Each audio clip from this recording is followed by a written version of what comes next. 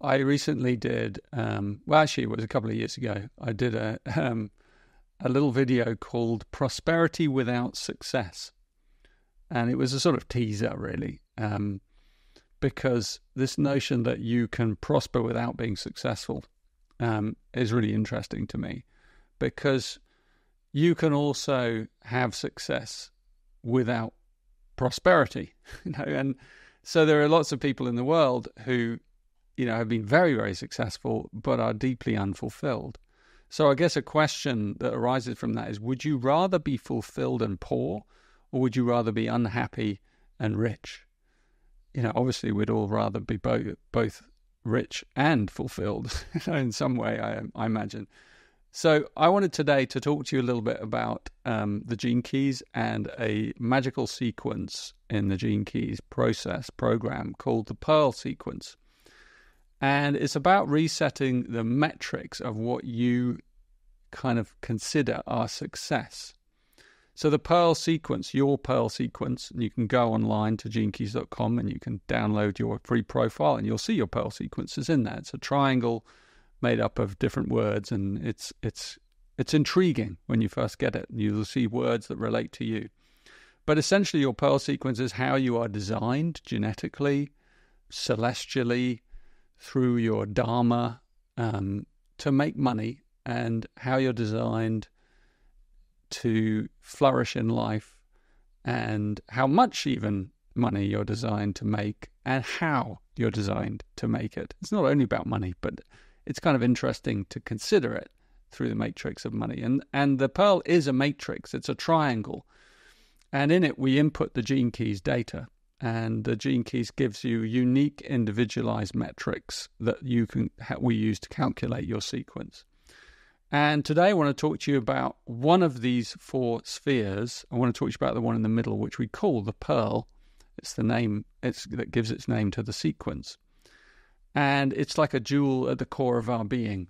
And so this is a framework for talking about our lives, and particularly through the language of flourishing, and how we might operate in the world, the business world, or in, just generally how flow moves through our life and how it doesn't move through our life. And the Pearl contains some real revelations for all of us. In each of these spheres, you will see your gene key, a number between 1 and 64. And then after that number, you'll see one of 6 lines, number 1, 2, 3, 4, 5, 6. And these are called the lines of the Pearl, or the lines of Dharma. 6 lines of Dharma is what they really are.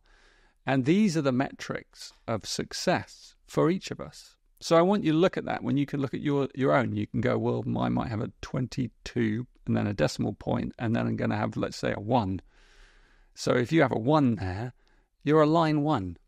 And line 1s are about less money, but always enough. Right, so this is how you're designed to flourish, right? Through simplicity. So the line 1 is designed to flourish in simplicity. And so this kind of Dharma wants you to be frugal, right? It wants simplicity because complexity is the sort of thing that overwhelms it. So imagine if you go against this, if you're a line 1 and you go against this and you force your way in life through earning lots and lots of money, you become very, very rich. You become a millionaire, right? Or even a billionaire. And imagine that, right? I met someone recently in that situation, and they were really quite a miserable person. They couldn't even properly look me in the eye. And talking to them, I realized that they were a very practical person. And actually, all they really wanted was a very simple life. But then there was all that money, and it had completely trapped them. And that's an example of how we go against our Dharma. Sometimes the thing that we think we want is the opposite of what we really want. So in the Pearl, in this sequence, it shows you the way you're designed to flourish. So if you're line 1, simplicity. Okay. If you're line 2, it's recognition. Recognition is not the same as fame. It can be, but it's not really. Because to have a truly functional, beautiful, and fulfilling relationship, there has to be recognition, soul recognition. And that's what this is really all about. We've seen people around us with this, that you meet them now and again, totally happy people, couples, totally absorbed with each other, no need for anything else, just each other. It's the soul recognition. So if you're a line 2, that's your way of flourishing. It's not anything to do with money. So imagine if you force yourself into a role that you don't like. You're busy trying to earn this and get there and get your success here. And because you're pushing against the Dharma, the flow, you miss meeting your magic person. You miss them because you've gone against the natural flow.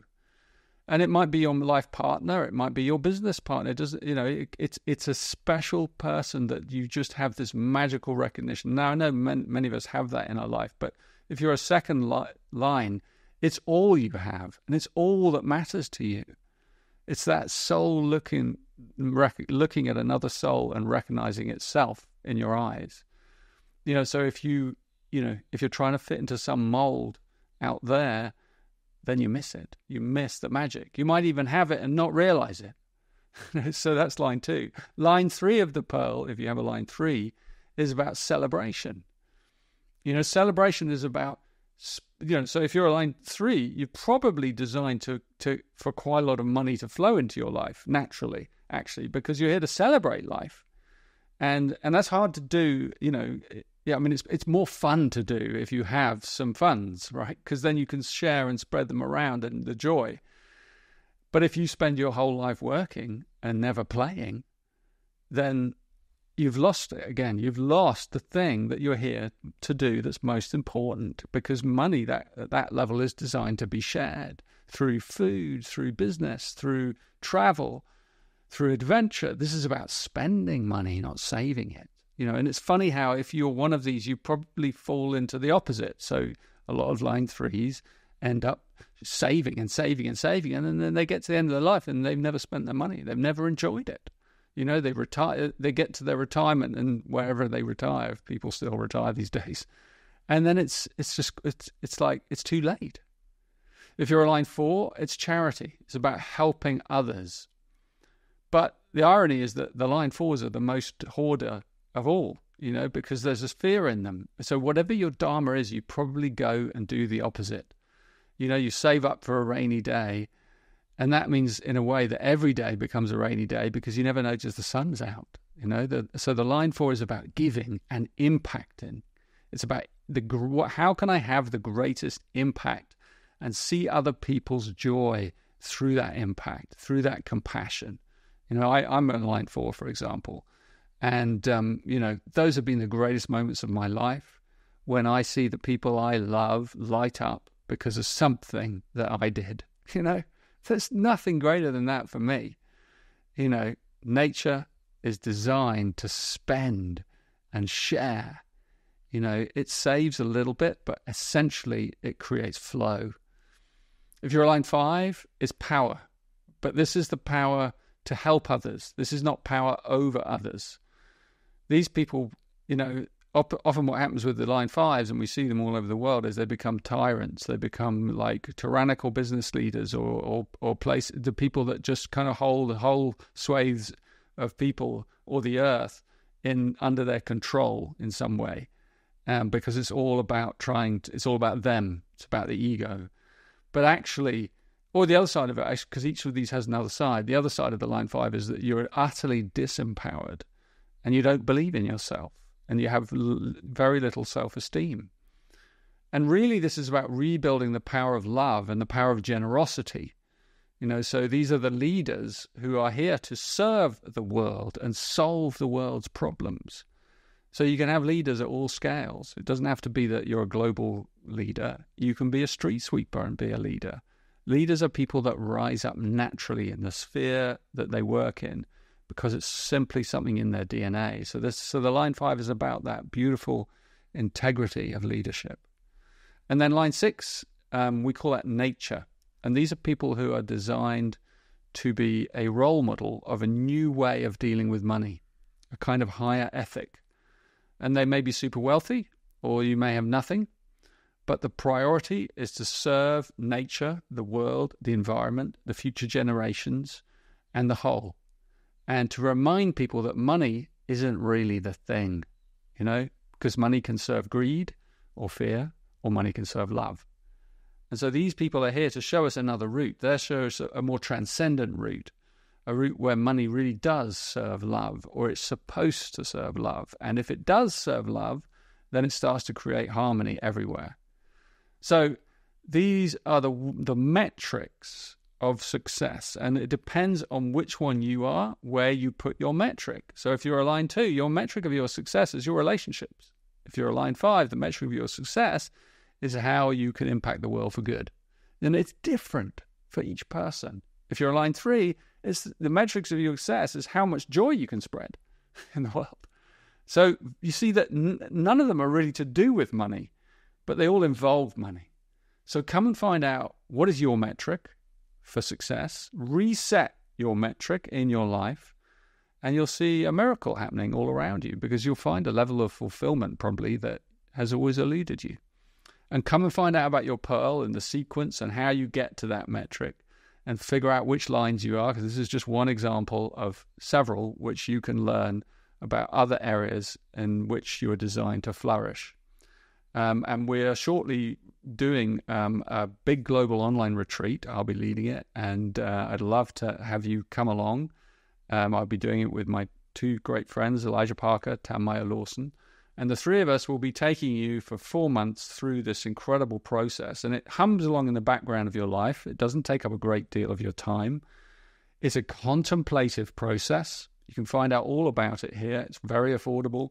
And it takes time to really get to the bottom of these things, that your gene keys. It's a contemplative journey. But yeah, it's not something that you will find overwhelming. It's something, as I said, that just kind of, you do it at the level of your interest, and you give however much you can to it. A couple of hours a week is well more than you need. So maybe something like that is how you should think about it. You can find out a lot more about our online retreats and the upcoming Pearl Retreat. Learn all about your prosperity, how you're designed to prosper, where, when, all of it. It's all in there. It's a powerful process to go through. We've done it many times already, and we have some great testimonials from all kinds of people all around the world about how it's helped them. And it continues to help them. So come find out more. You'd be really welcome, and get on board the Gene Keys, find out and be part of our movement towards spreading more and more true prosperity, serving the world all over the world. Thank you.